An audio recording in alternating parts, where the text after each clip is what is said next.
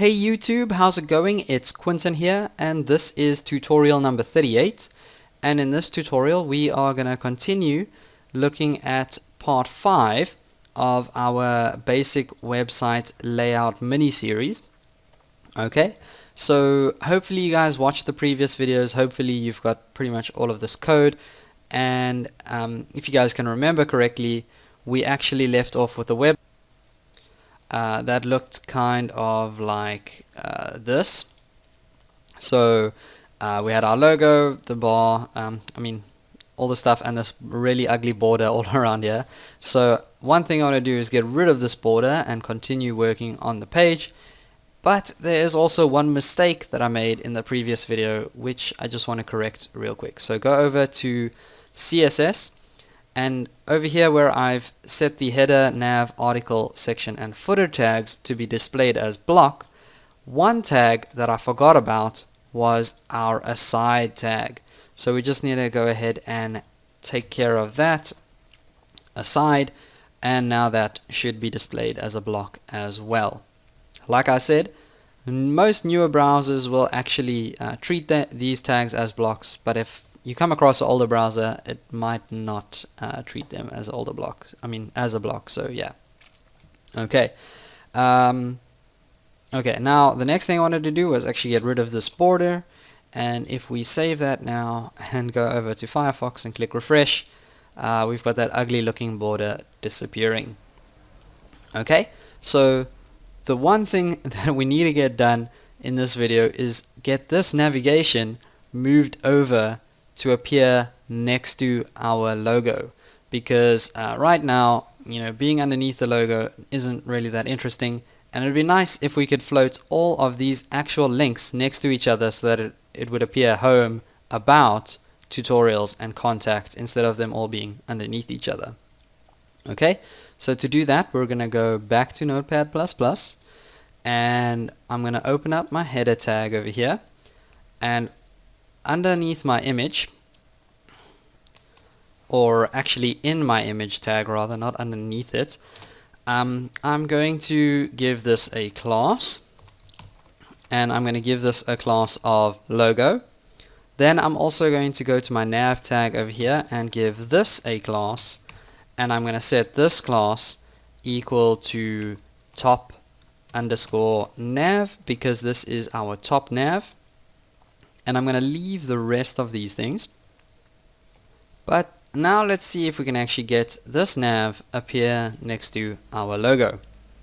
So go back over to CSS, and we'll select that picture or that image with the class of logo. And I'm going to give that a width of whatever our image width was. So if I open up this over here, there's my image, and I can see that my dimensions are 232 by 100. So let's give that a height of 100 pixels and a width of 232 pixels. Okay, and then I'm going to float this to the left, and the same thing for my nav. Let's go ahead and grab that class. Okay, and top nav. Okay, and I'm going to float this left as well, but I need to figure out now how much space do I have for my navigation, because we've given our website or our container a total width of 1000 pixels. Now I have my logo over here taking up 232 pixels. So 1000 minus 232, my math probably isn't that great right now, so let's open up my calculator, and let's see, 1000 minus 232 is equal to 768. So I'm going to go ahead and give this a width of 768 pixels, and I guess some of you could probably have done that in your heads, and you're probably shouting at your screen right now because I used the calculator. But hey, so now let's go ahead and actually run this in Firefox. So click refresh, and now we have our image and our actual navigation floated next to each other, but we also have this header kind of wrapping around the image, so we want to get rid of that now.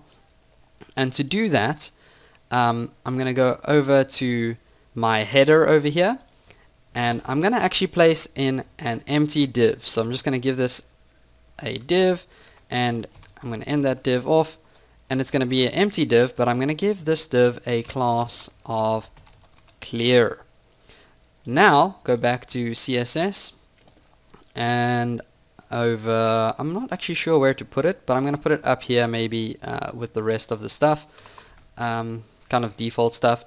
So actually no, let's put it just over there, just right there. Hey, okay, so select that class of clear, and we will just give this an attribute of clear both, and what that's going to do is force this header over here to stop wrapping around the floated image and actually appear where we want it to down here.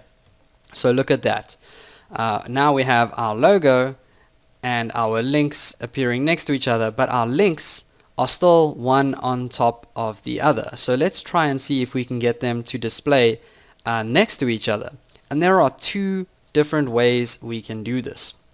The first way is to go over to our top nav tag over here, but we're going to select it with child elements. So top nav, and then we want these list elements over here to actually display next to each other. So we need to grab these list elements. Okay, so well, let's go back to CSS over here, top nav ul li, and what that's going to do is grab all list items inside of a unordered list inside of the navigation, and then we're going to go ahead and style those. And I keep minimizing Notepad++ when I still want to work in it. So let's just indent over here, and we can do this in two different ways. So like I said, we can float these all left, so just like that, float left, and click refresh, and as you can see, they're now all floated one next to the other, right next to each other. There's absolutely no space between them. So if I zoom in, you can see there's no space between them. Now the second way is actually going to leave a little bit of space between them. So if I go back to Notepad++, and instead of saying float left, I say display inline block, like this. Okay, that's going to make them all appear one next to the other, but as you can see, there's a little bit of space between each link. So if you guys want to do it that way, you can do it that way, or you can float them left and actually give them some padding, and that's actually what I prefer to do. So I prefer to say float left, and then I actually prefer to give them a padding, so a padding of 15 pixels and 20 pixels will do, and that means that there's going to be 15 pixels of padding on the top and 20 pixels of padding on the left and the right. But for some reason this isn't actually going to make the links move down. Well, it actually did, but not that much. Okay, so to actually center these things or get them to be pushed further down, we're probably just going to have to increase the padding on the top and the bottom by a little bit. So let's make that 25 rather than 15. But of course this is all, just playing around. So click refresh, and it's now moved slightly further down, but still not quite the center just yet. So probably about 30, I'd say maybe 35 should actually do this. It might even push it a little bit too far, but oh, that's actually perfect. So now we have our links actually centered with the logo, but if you want them all the way down to the bottom, then I guess you could just play around with the padding until you got it perfectly. But I'm going to leave mine right there where they are. And I'm going to end the video right here. And in the next video, we'll take a look at how to get our aside section appear next to the actual main content of the web page. So that's what you guys have got to look forward to, and I will see you guys in the next video. As always, don't forget to subscribe. Please feel free to leave a comment, like, or share, and I'll see you guys next time.